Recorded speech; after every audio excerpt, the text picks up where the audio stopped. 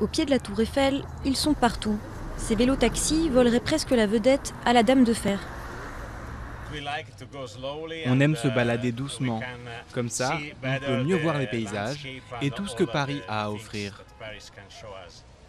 Katia Dobreva est arrivée à Paris il y a 3 ans pour se lancer dans ce business florissant. Cette Bulgare de 49 ans passe 10 heures par jour derrière le guidon de son tricycle pour promener les touristes dans la capitale. Les bons jours, elle peut gagner jusqu'à 100 €. Katia affirme être en règle et disposer d'un statut d'auto-entrepreneur. Mais tout n'est pas si simple.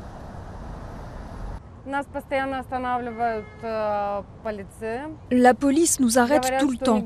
Ils nous disent que c'est interdit de s'arrêter dans les rues ou sur les trottoirs. Partout, c'est interdit de s'arrêter. Les vélos doivent en permanence rouler et prendre des touristes toute la journée. Mais ce n'est pas possible de rouler toute la journée pendant 10 heures. C'est juste pas possible, c'est très dur.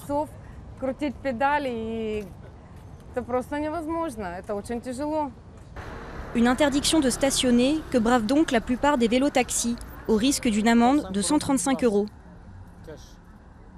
Cette agence française de location de vélos-taxis s'est installée à Paris en 2008. Pour eux, en plus des amendes et d'une législation floue, ces dernières années, c'est le problème de la concurrence déloyale qui a augmenté. Une concurrence venue notamment d'Europe de l'Est.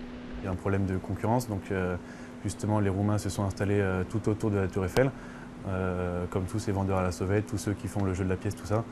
Il y a moins de place déjà pour se garer, on a un accueil moins chaleureux qu'avant là-bas.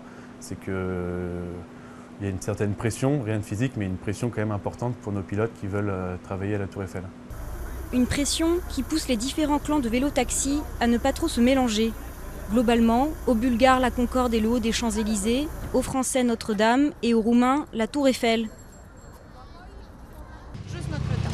C'est interdit là-bas parce que c'est un plaza français. C'est interdit pour Roumanie. Restez là-bas.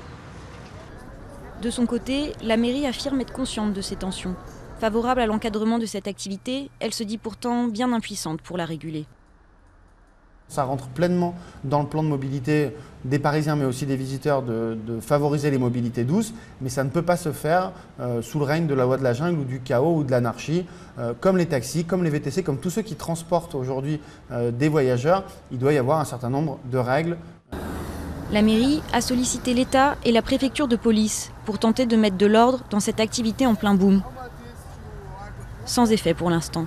Le créneau des vélos-taxis reste donc en roue libre pour le moment.